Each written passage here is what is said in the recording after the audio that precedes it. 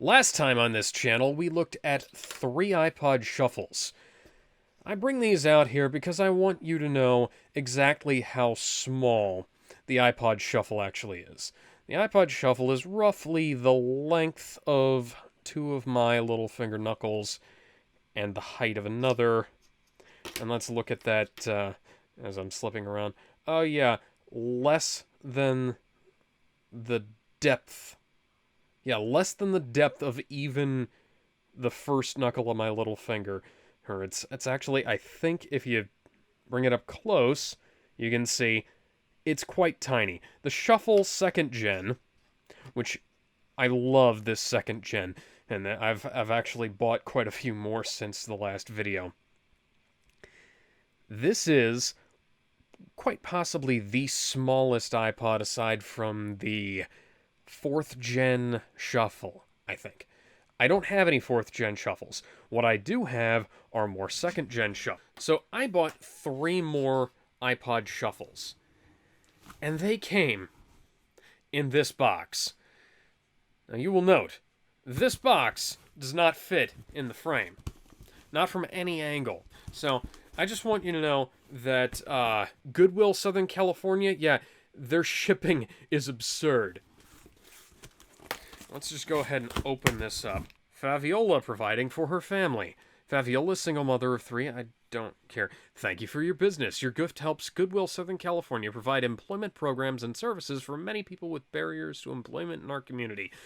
Guys, you charged me like $15 for shipping for 3 iPod shuffles, for God's sake. Let's just keep the originals, up here for right now. That's a little too much glare. Let's put that guy over here. And now, what else is in the rest of this package? Ooh, packing peanuts. That'll make for a lovely snack later if I can get that into the shot.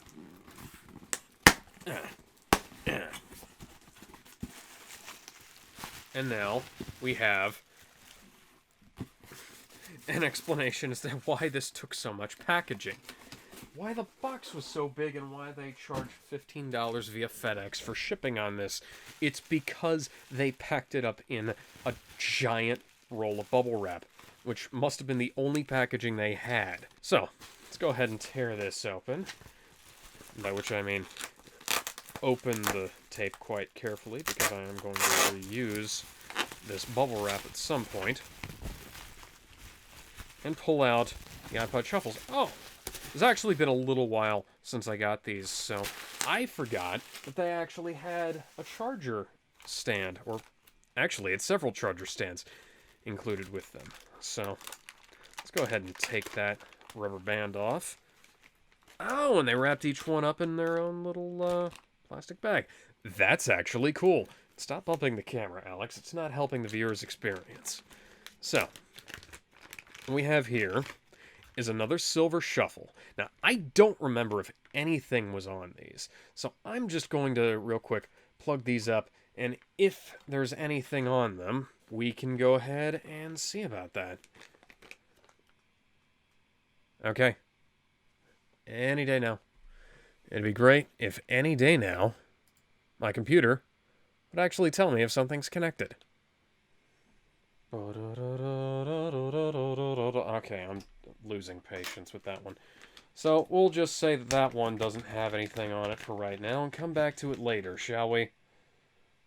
This bright blue one. This nice, neat-looking blue one. Holy God, that is in mint condition almost, I think. That baby is beautiful. The light is blinking. Sorry, the light is on, rather. Come on. Now it's blinking. Yes! Yes, we have activity. We have life! Okay, so here on Noemi's iPod, we have a bunch of songs I've never heard of that appear to be in Italian, from artists I've never heard of albums I've never heard of. That's weird. You'd think that there would be at least something familiar on here. Just about the only thing I recognize here is the name Silvestri, which I'm pretty sure this person is not related to Alan Silvestri, composer of Back to the Future, The Avengers, and Captain America. So, what we're going to do is eject Noemi's iPod, And set Noemi over here. We'll kind of come back to secondary Silver Boy and see if that guy comes up with anything. Okay, that thing's not connecting at all. Now, come here for the main event, the pièce de résistance, the one that I bought the lot for.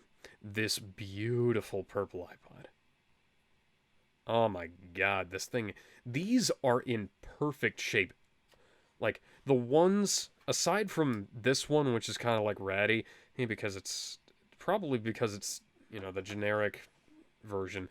And these two are in great condition, which almost leads me to believe that these were hardly ever used by the time they actually got to me. So let's go ahead and plug up the purple one and see what we've got.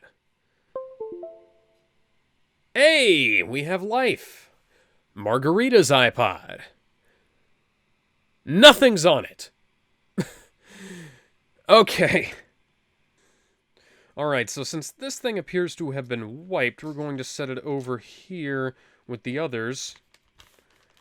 And we're going to put this one on the charger and let it see what happens. I will report back later if it's actually working. No joke, only a couple of seconds after I stopped the video, it actually started working again. So let's go ahead and pull up iTunes and see what's on this thing. It's just called iPod. That is fantastic, and it has genius on it. I have no idea what that means. I'm going to let this thing charge and come back later and listen to this with the trusty Halo 4 headphones and see what the hell this thing has in store for us. So after I charged the iPod overnight, it actually showed up in Windows. And I wasn't able to get it to show up in iTunes at all, but I'm able to go through it in File Explorer. I was also able to plug it into my headphones and verify that yes, there actually is music on there. And here we have all of this, and it's full. Like, if you looked at this, you know, you can see that it is full. So let's go ahead and open up the music portion, and we can see here we've got a 96 kilobyte MP3 from 2002. I wonder what this is.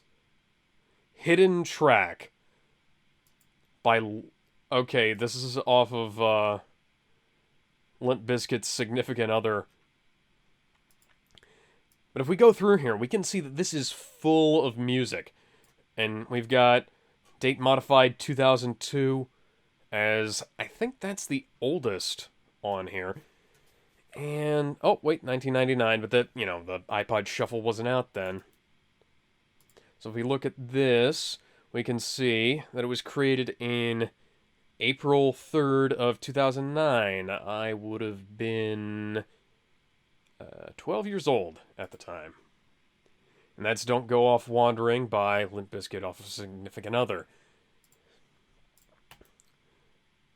That's from 2012, and we can see created and modified on the same day. Go through here, and we can actually get a fairly good idea of what some of the music is. I'm not going to go through everything here, but yeah, there's a lot of Kid Rock.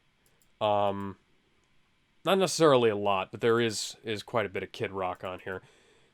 It's mostly rock from like the early 2000s, late 90s, classic rock, and some stuff like...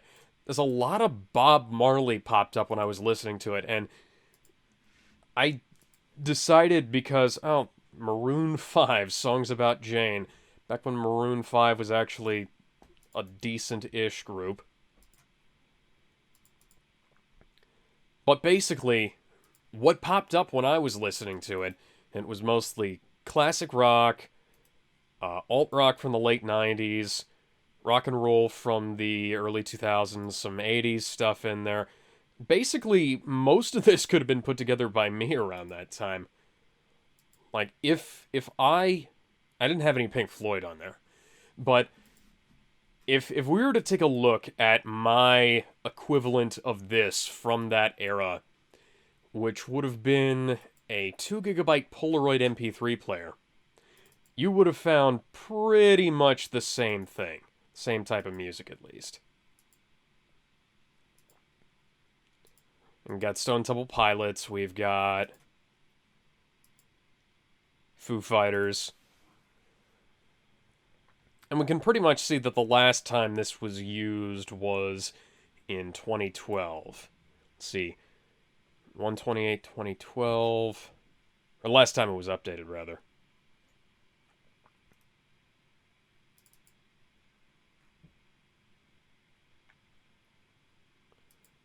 (8/22/2012).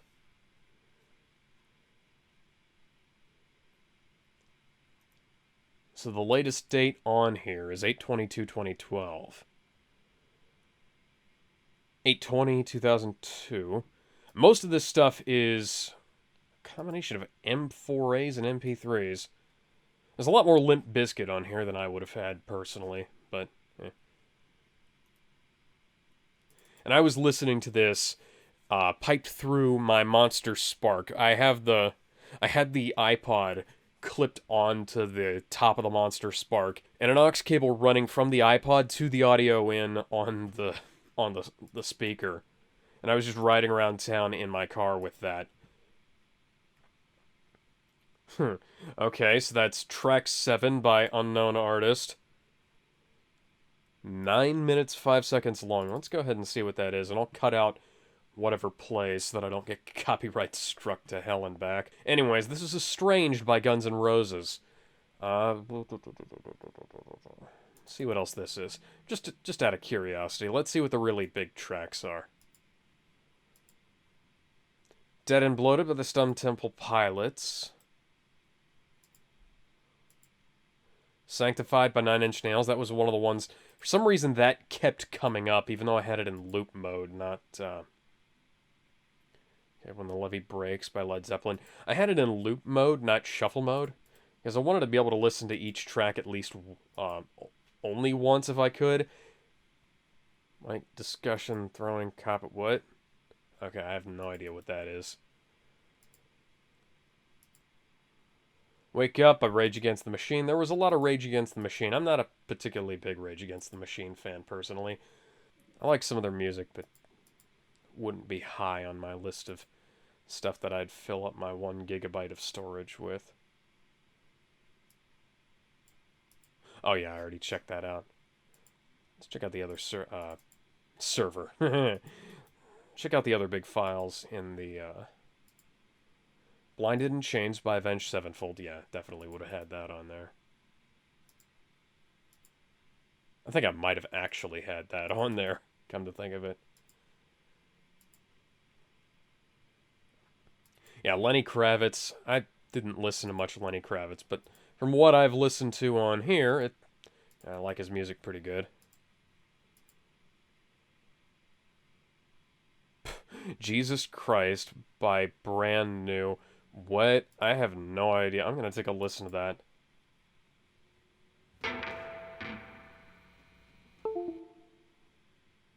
Oh, yeah, and it just did that thing that it does sometimes.